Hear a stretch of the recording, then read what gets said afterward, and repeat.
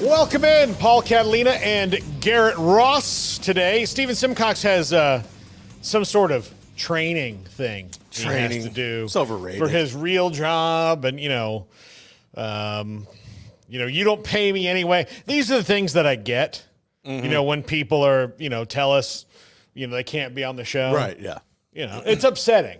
It's upsetting that I need that kind of Skrilla, that kind of paper, right, that kind of green. To make sure. If I had to pay 4 rotating co-hosts, though, oh, dude, we'd have to make so much more money on this show than we're making right now. So that's up to you, people of YouTube. Keep sharing it around and tell people, hey, there's this really dumb sports show that I weirdly like, where he'll talk about college football and sports, but also he has total non sequiturs and segues into other things, like later in the show, for spite especially. Not spite. Not spite. No, for spite. Listen, I'm going to be a spiteful president. I'd like to pretend like I'm the president for everybody, but I may not be that mature, right? Mm-hmm. All my ideas are for everybody, but if you want to know how to really get under my skin, as a viewer or listener, most of the things you do don't bother me. Right, yes. 92% don't bother me. But if I'm just goofing around on this show in particular, and somebody pops in and go, are we talking about sports? From day one in my sports career, that has just sent me into a rage. Especially when it's your name up there. Yeah, exactly. Thank you. Look, if you want the straight up and down sports talk and no goofing around, which we still goof around the other show. Oh, yeah, we goof around. But if you want that, that's what the other 3 hours are for. I created this as a therapeutic zone for me and everyone else. Correct. To kind of goof around and look at the hilarity of things. While we can be serious and talk about serious things, I will goof around a little bit. You got to make my things nature. Light. Yes. I'll tell you before anything, if you had a tombstone right now, and said, what would you put on it? I would put comedian after husband. Right, after yes. it's like husband, comedian, then friend. And I consider myself to be a pretty good friend. But comedian is a part of me. It's in your DNA, yeah. And I have not been able to really do that on most of the shows I've been on over my career. You'll see it a little bit, but that's why I want to do this show, is to do more of that stuff. And more of that stuff will be coming, I promise you, here in the coming years. So I have no idea. Garrett is my favorite person right now, according to Alan. Alan's mad because I called out the Astros Nation. So what happened? What did you do? I just said I was mad at them because they swept the Red Sox. Well, I mean, you should be. I mean, I'm more mad at the Red Sox for getting swept at home by the Astros, a roster at which right now is far below their World Series years. This is actually the one, though, they need to cheat. Really. Get down to it now. So this is the one you should be. You know what? We're going to let you bang on the trash can again. Yeah. They've been playing well lately, though. But based on those World Series runs that they've had, this one's the one that needs a little help. That's fair. But they've been playing well lately. So, but today, Garrett and I are going to talk about some transfer portal stuff. Max Olson, really interesting article that you'll hear us talking about it at length. Later on, but just some trends that are happening right now in the portal that Max wrote about. He'll be on the show with us at 4 tomorrow.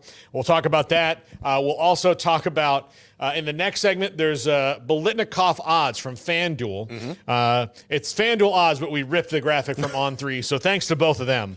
You do the work. Yes, from the 365 Sports. 365 Sports, we don't have a graphics department. It's coming, baby. We'll Jack. We'll figure that out. Jack's the graphics Jack department. Is the Jack of all trades. Yeah. Yes. So when somebody sends me an email and says, hey, can you forward me on to your graphics department? And I went, oh, the department. Yeah. Sometimes I'm like, oh, we have John and Jack. And they're like, oh, okay, send that over to them. I'm like, no, it's the same guy. Same cat. Same dude. Same guy. He also has a million other things to do. So yes. If I said, hey, I would like this graphic, he'd be like, okay. Figure it out. When do you know? He's like, when do you need it? And I'll say, when can you do it? And then there's where we find the middle ground. So I can push it to this day. So let's do that. But welcome to 365 Sports. Again, don't have a full-time graphics department. It'll happen. Maybe. Yeah. We'll see. Maybe one day. Maybe one day. Jack, believe me, the one who wants it the most would be Jack. Absolutely. Absolutely. So he wants it the most. Garrett, what is your hat today? San Jose Sharks. San Jose Sharks. Okay. Just you, I mean, you buy hats that you like. You have no. Man, dude, yeah, if a hat looks clean and I think it'll fit right, I will definitely rock it. I've always been fascinated by their mascot because it's so unique. And I know you have the same thing. Like, okay. There's too many generic mascots. Dude. So when you get creative, I was thinking about dude, this, I'm all in. I was thinking about this morning because we have a new client that's coming on for football season, and their spot when I was just glancing over the copy had Boko. Was it like Boko loves it, so should you? And like it wasn't in context with any of the other stuff, so I didn't know who Boko was. Right. Or Baco, I don't know. But it's the mascot at Texas State. So they had sent us the copy. The Bobcat. Okay. They had sent us the wrong, like, they just add a line for like certain, like if they did one at Baylor, they would, Bruiser or whatever. Marigold, so they just sent us the copy without that line edited out because this is for multiple things. So we're not picking a mascot. But that's what it was. And I was like, man, it doesn't make any sense to me. But then I thought, okay, I started thinking about the Bobcats. Okay, that's a cool, unique nickname. Sharks is a cool nickname. But, you go around, and I think part of it with high schools is that if you're going to buy equipment, it's easier to just tell somebody, we're the Panthers, we're the Vikings, we're the Vikings. There's a million Panthers, a million Tigers, a million we were Vikings. the Tigers, all that. So you can, it's kind of it's generic, but you can have it and have it done. Now, some of this goes back a long time, but even then, I think there's probably like templates where you would have to spend less if you were going to be something that's like the Wampus Cats, which is Itasca, which is one of my favorites. See, I've never understood why like a college or a professional team didn't have a rhino as a mascot. Like that is an awesome mascot. Why would you not do that? And like when Lake Belton was being built, dude, I'm like, do the loggerheads, like the snapping turtles, like Lake Belton loggerheads, tie it all together. No, we'll go Broncos, blah, blah, blah. Yeah. But just get creative, man. Yeah, no, there's too many, like, let's do something interesting. Market yourself.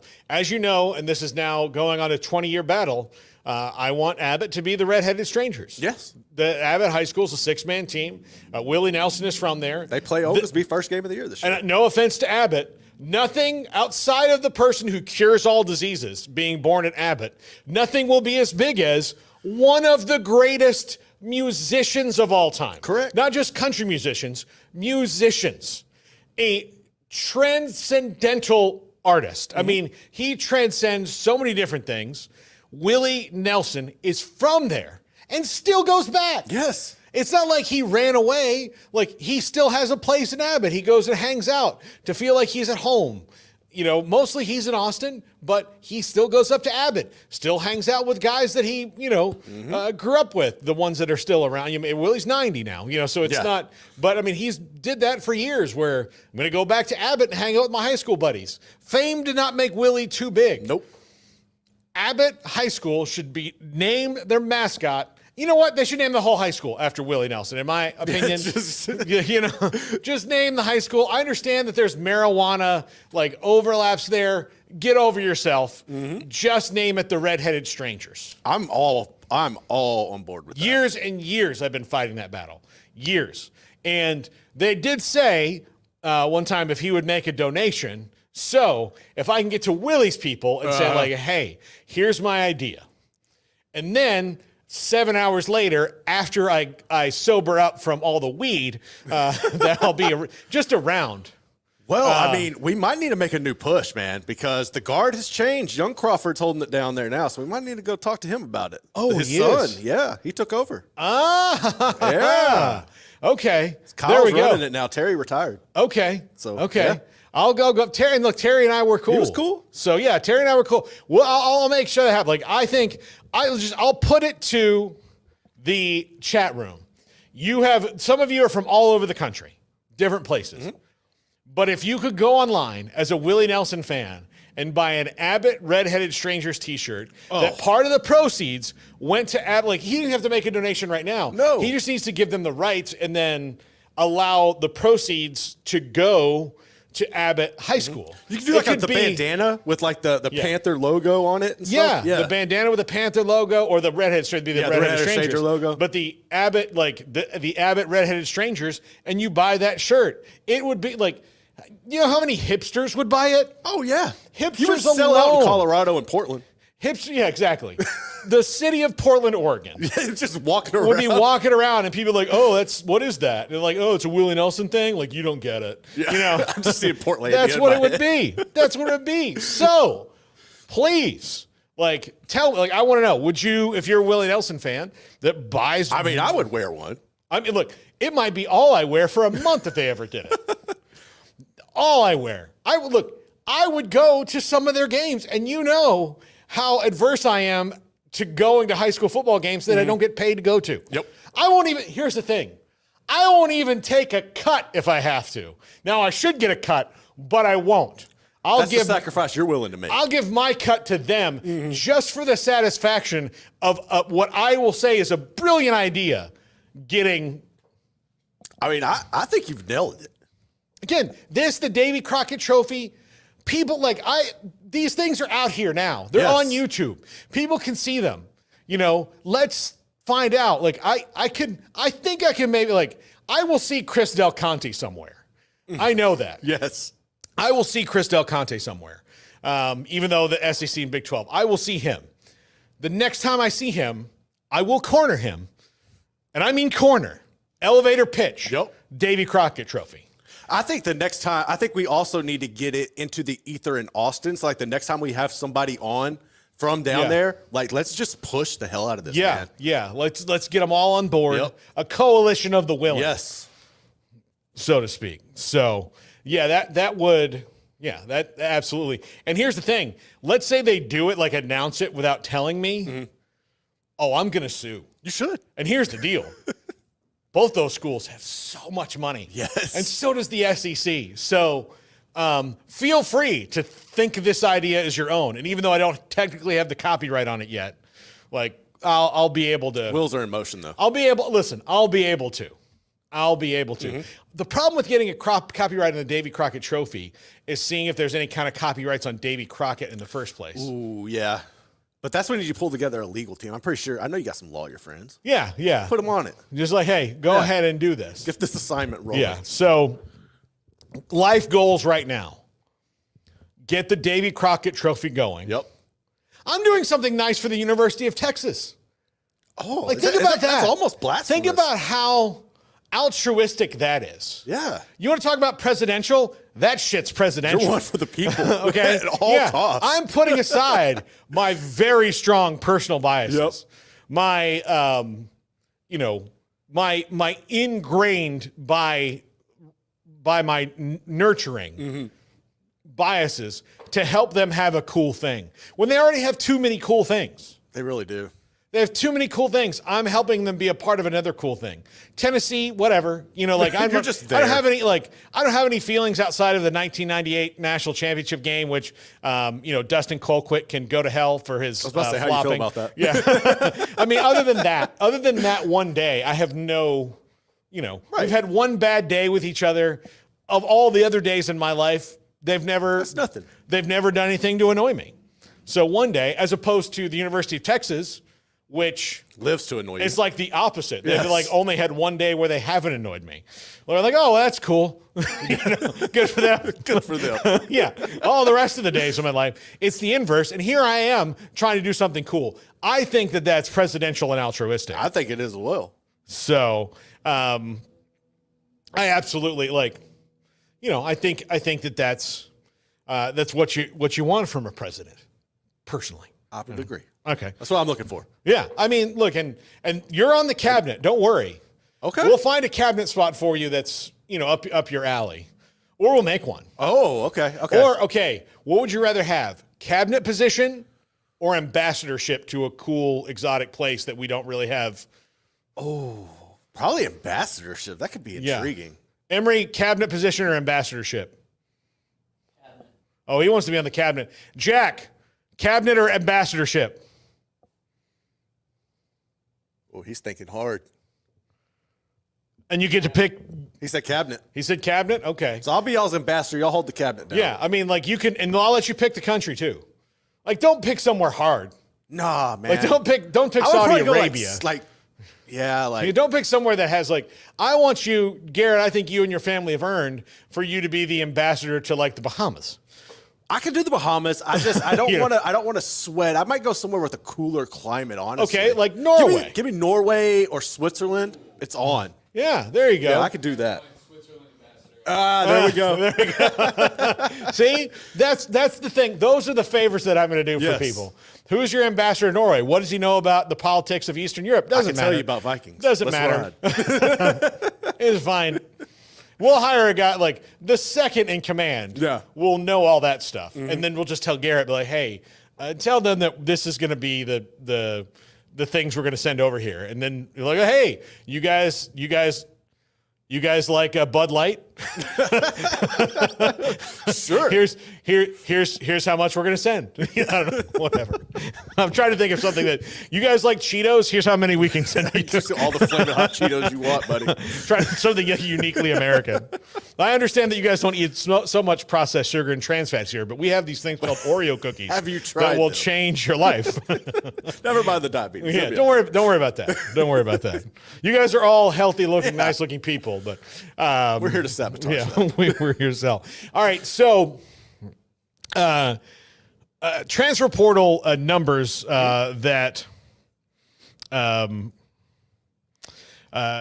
Olson, who'll be on the show tomorrow, the thing that stuck out to me the most was there were so many defensive backs, and you think there's a lot of things, but the most in-demand positions are going to be quarterback, but there's really not that many of those. No. Based on everything else. Running backs a little bit more than quarterbacks. Wide receivers a lot more. Offensive line and defensive line are about on pace with the wide receivers.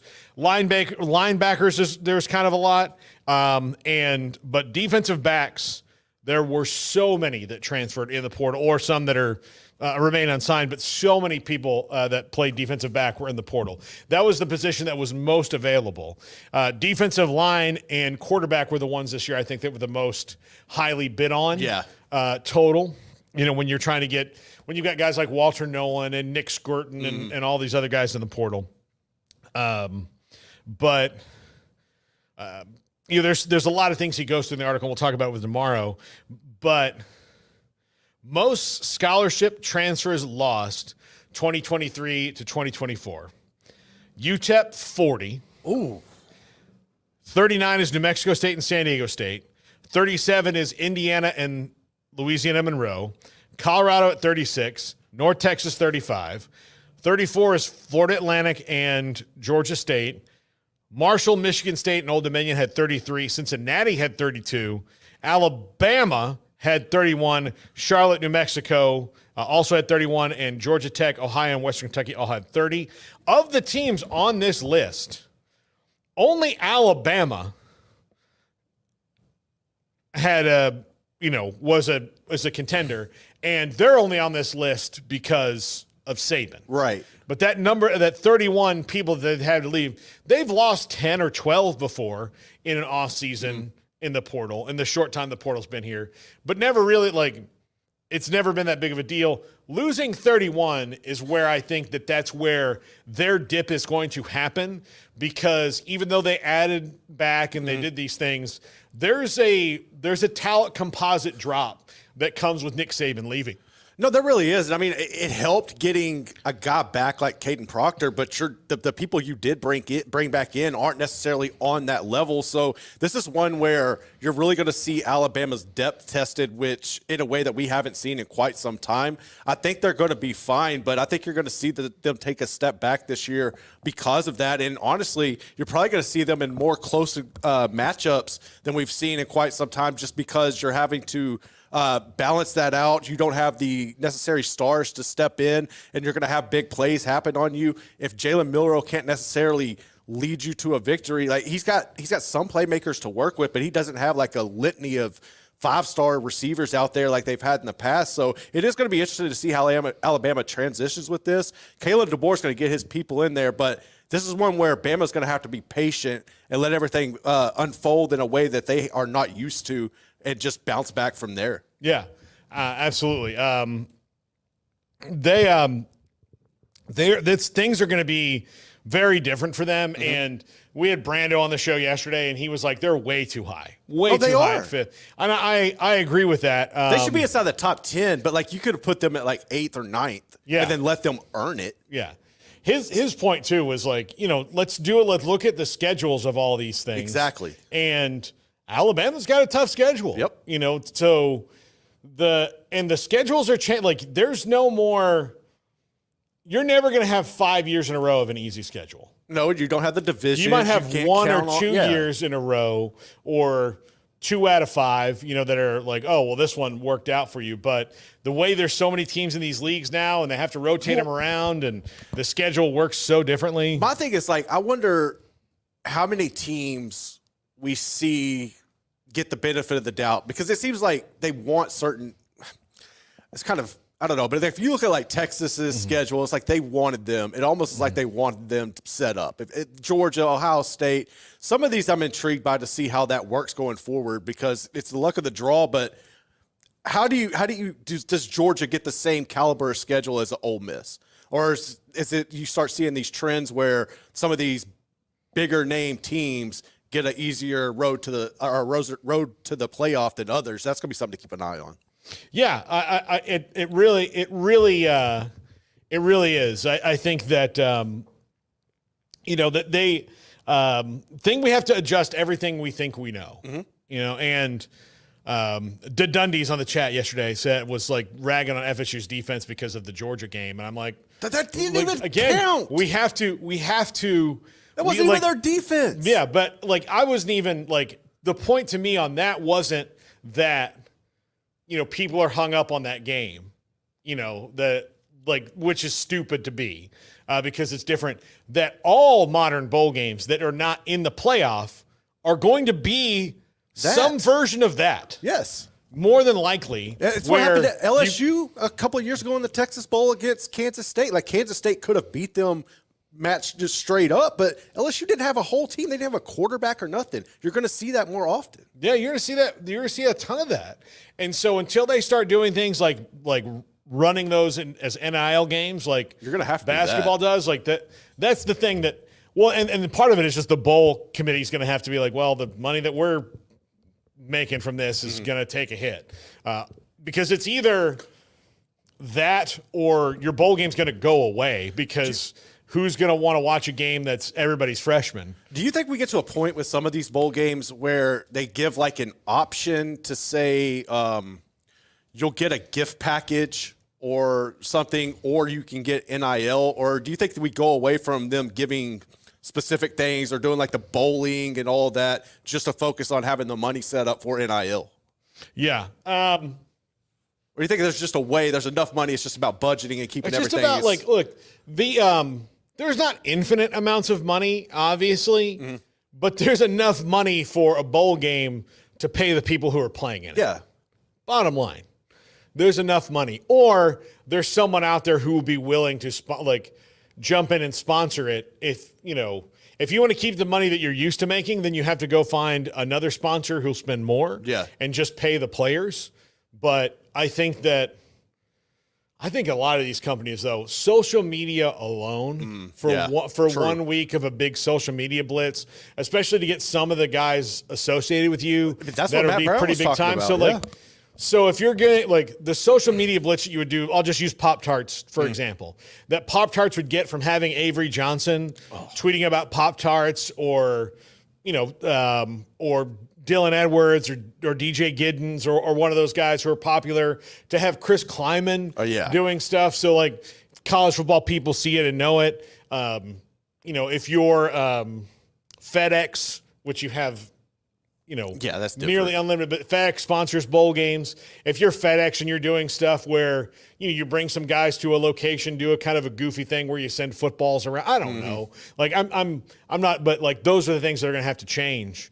And the schedule will now reflect those things going into the next year of like, okay, well, this was legitimate to look at it. But when you have 27 players either opt out or be out for injuries, and then a bunch of other guys getting their first ever start against Georgia, who for spite decided to all play in it, and because luckily their quarterback was coming back anyway. Otherwise, that would have been the same thing. Yeah. Kirby Smart did something. He got him convinced that, like, for spite, we're not going to be in this thing. Florida State's really mad. They think they're as good as us. They're going to opt out. You guys opt in. I don't know what happened. I was expecting Georgia to have just as many, and then it was like, oh, no, they're all brought here. Everybody out. Florida State needed one less bus. And Georgia's like, nope. No, basically just Ladd and Brock are not going to play. Everyone else is going to play. They're hurt anyway. So it's like, oh, great. I think we have to focus what we're doing when we look at projections and look at what things are and what the reality is, because bowl games don't mean as much. With the really portal as well. Like, you've got guys going. They had guys in the portal. They had you have guys in the portal. You have guys that opt out just because they're going to the pros. That. Yeah, they have to change. Portal dates have to change, and there's got to be a better way to do that, because if you have a guy who's a redshirt sophomore who would play in the game because the guy in front of him's leaving, but he's decided he wants to leave anyway. I don't like those. Some of those things just don't make any sense to me. No, they don't. They just don't make any sense to me. But that's how our modern landscape in college football works, and you just have to,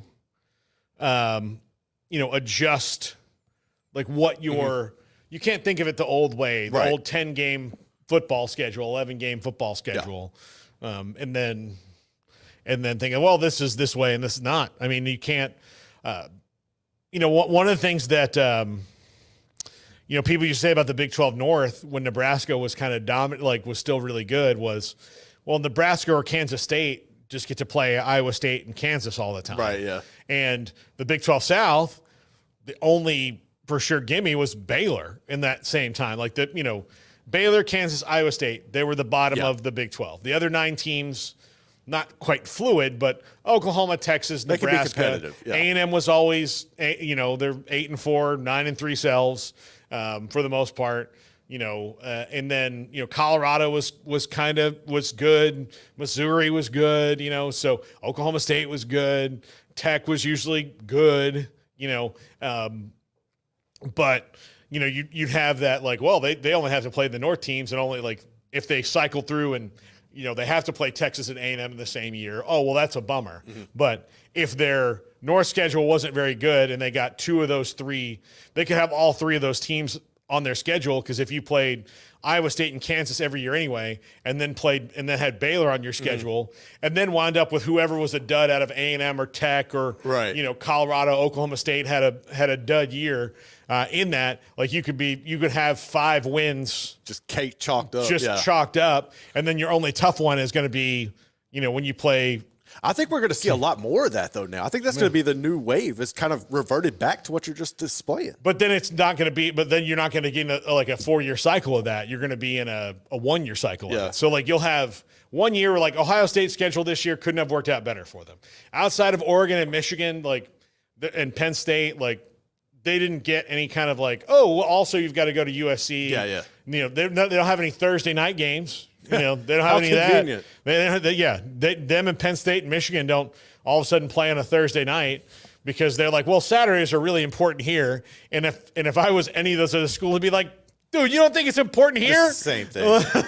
Okay, no, I get it. Your Saturdays are more important than our Saturdays. You just got more people showing up. That's I'd be like, yeah, okay, yeah. Oh no, it's just really important here to be on Saturdays.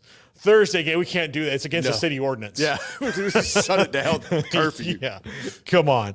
But yeah, I think it'll go back and forth because look, Ohio State in a couple years is going to have a schedule that all of a sudden is like, oh crap. Florida gets the first like gauntlet schedule in the SEC. And Oklahoma's got like the next tier, like the light above the like the Diet Coke version of that. But there's going to be somebody every couple years that you look at their schedule and go, oh, yep. That's my thing though. It's like hopefully it's balanced out where it is brands and they don't start doing that to where they rig the system. That's what I'm nervous about. Yeah.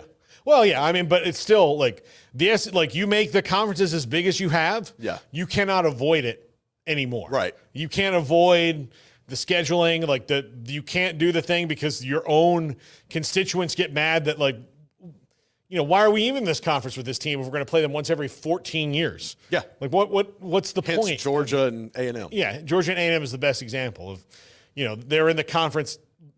They didn't play, Georgia and A&M didn't actually play each other until like there was already on the schedule, but until Texas and OU had decided to join the league. Yeah, it was pretty recent. Yes, pretty much like that had happened. Like they were expanded. Now we're going to see the first. So if you don't change the schedule, you're going to see that a whole lot more. Yep. And so the way the Big Ten's doing it, the way that everybody's doing it works. It's good. You're going to see people play everybody. And the other thing is that this is something about the schedule too. I think it's a nice little benefit. You're not going to see, because it's moving around so much, 15 years in a row of Ohio State versus Northwestern being 48-0. Yeah. Like where it's just like Ohio State and Northwestern. Northwestern hasn't won this game since 1931. Yeah. I think also too, whatever it is, you're not going to see that. Like it's been played every year since 1960. Yeah. And, Northwestern's won 2. And so you're not going to see those like long streaks of where it's a gimme. Yeah. Because you won't play them. You won't play them for a couple years, maybe 3, and then you'll get back in. You'll play them for 3. So then those streaks, even though they're broken up by a little bit, it's not that they don't look as daunting. Yeah. This is a terrible game for this fan base. Because they know what's going to happen. They're not even showing up at the game. It's essentially a home game for, like, if you're Northwestern, you're really bad, and Ohio State. Well, I guess they play Ohio State at Wrigley Field this year, but but which is really cool. But they're gonna roll into the stadium and even though it's your home stadium, it's not gonna feel like it, which it might not anyway. Year to year, because I'm sure there's a ton of Ohio State alums in Chicago. They're definitely going to fill that up. So, yeah, they're going to fill that up. But I know how it was when people would come here. That's what I'm thinking. Like, when people would come Nebraska, like rolling down here. Yeah, Floyd Casey, like to Texas, A&M, and Nebraska. Good When God. those 3 fan bases would come in here, it was, they would have, honestly, if Baylor people would have been like, look, we'll sell you our tickets, they would have bought them up too. If there wasn't that small, a lot of people were. If there wasn't that small section of people that are like, no, I'm not selling you my tickets. I don't care that you're going to win this game. I'm going to be here. And that was a small group of people. Very small. But had those people all capitulated like everybody else, it would have been like, 4 guys like Scotty B, who's just a super fan, like cheering and been like, did I fall through the space-time continuum here? Am I in Lincoln, Nebraska? It felt like it a lot of the times. Like everything around here looks like Waco, except inside here right now. Are we their scrimmage? You don't want to have to feel that.